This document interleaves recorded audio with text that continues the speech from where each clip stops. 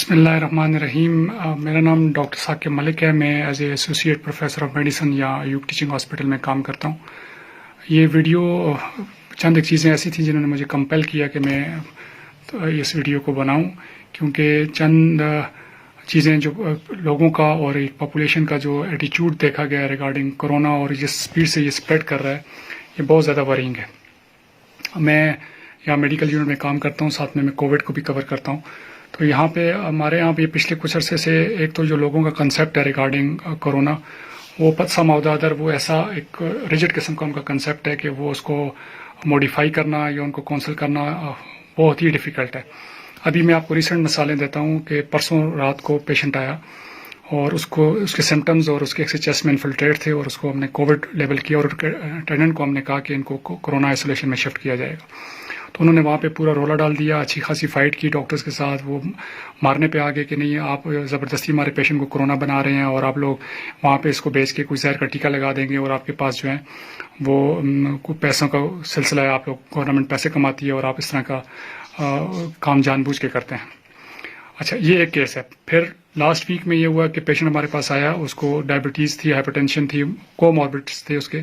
تو اس کو نیچے سے ٹرائی سے ریفر کر دیا گیا اوپر۔ جب ہمارے پاس آیا ہسٹری وغیرہ پراپر جب راؤنڈ کے درمیان میں نے اس سے لی تو وہ لگا کہ وہ کووڈ ہے، تو اس کا ہم نے کووڈ کا ٹیسٹ بھجوا دیا۔ جب کووڈ کا ٹیسٹ کی وہ رپورٹ آئی تو لیب والوں نے ہم سے کانٹیکٹ کیا کہ اس کا کووڈ پازیٹیو آ گیا، آپ اس کو شفٹ کریں۔ اس کے اٹینڈنٹ کو جب ہم نے بتایا تو پھر وہی کام شروع ہو گیا۔ انہوں نے کہا جی ہمارے مریض کو تو کرونا تھا ہی نہیں، آپ زبردستی بنا رہے ہیں، اور وہ نیچے جانے کے لیے تیار ہی نہیں تھا، اور اس نے ہمارے house officer T M Os کے ساتھ اچھی خاصی فائٹ کی۔ وہ 3-4 دن ہمارے وارڈ میں جو رہا جب تک اس کا ٹیسٹ نہیں آتا تھا، اور پھر اس کو شفٹ کیا۔ اس دوران وہ ہمارے ہاؤس آفیسر جو اس کے ساتھ کلوز کنٹیکٹ میں تھے، انفارچونیٹلی ان میں سے 3 کا آج کی ڈیٹ میں ٹیسٹ جو ہے وہ پازیٹیو آ گیا۔ تو یہ ویڈیو بنانے کا مقصد یہ ہے کہ اب اتنی ریپڈلی یہ چیز اسپریڈ کر رہی ہے، اور ہمارے اپنے ہیلتھ کیئر ورکر جو ہے یہ پبلک ایٹیچیوڈ کی وجہ سے، اور وہ مانتے نہیں ہیں، اور آگے سے پورا ایک لڑائی جھگڑے والا سین جو کریٹ ہو جاتا ہے کہ یہ کرونا کوئی چیز نہیں ہے، یہ ایک پروپیگنڈا ہے اور یہ ایک سازش ہے، اور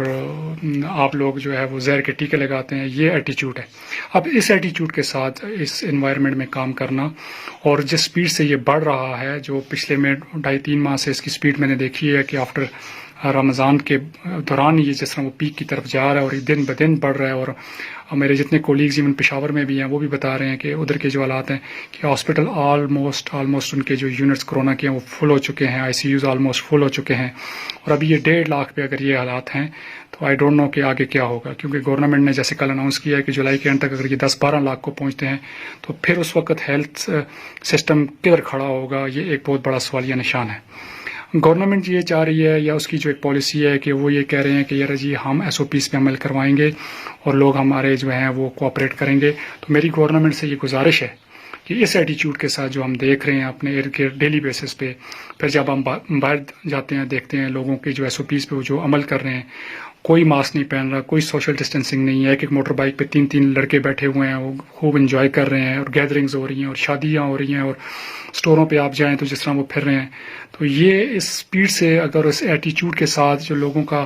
کرونا کی طرف ہے، تو یہ اگر اس طرح اسپریڈ کرتا رہا تو یہ آگے چل کے ہمارے ہیلتھ سسٹم کو یہ بالکل ٹوٹلی کولیپس کر دے گا۔ ابھی بھی جو حالات ہیں وہ کنٹرول سے باہر ہوتے جا رہے ہیں، اور اگر ہم یہ امید لگائے بیٹھے ہیں کہ یہ عوام، اور اس عوام کا میں خود بھی حصہ ہوں، تو ہمیں یہ خود پتہ ہے، اگر ہم اپنے دل سے پوچھیں کہ کیا آیا ہم ایک تقریر سے یا گزارش سے یا ریکویسٹ سے ہم ایس او پیز پہ عمل کر لیں گے، تو اس کا جواب ہے نہیں، ہم کبھی بھی نہیں کریں گے۔ ایز اے نیشن ہم اتنے ڈسپلنڈ نہیں ہیں۔ ایز اے نیشن جب میں بات کرتا ہوں تو میں اس کا حصہ ہوں، یہ کسی کو میں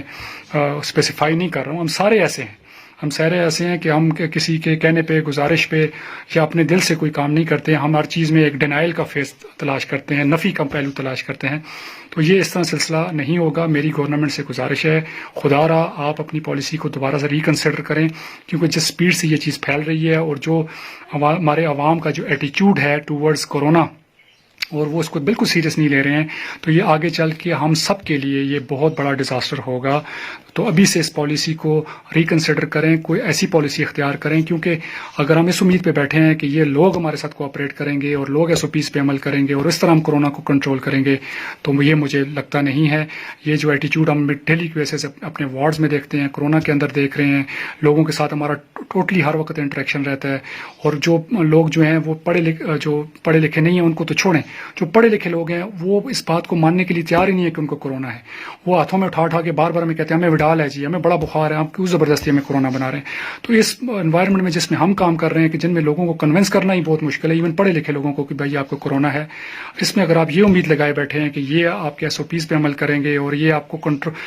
ڈیزیز کو کنٹرول کرنے میں آپ کی ہیلپ کریں گے، تو آپ اس چیز سے، اس خواب سے خدا را نکل آئیں. آپ اپنی پالیسی کو ریکنسیڈر کریں، ورنہ آگے چل کے ہمارے لیے یہ بہت بڑا ڈیزاسٹر بنے گا. Thank you very much.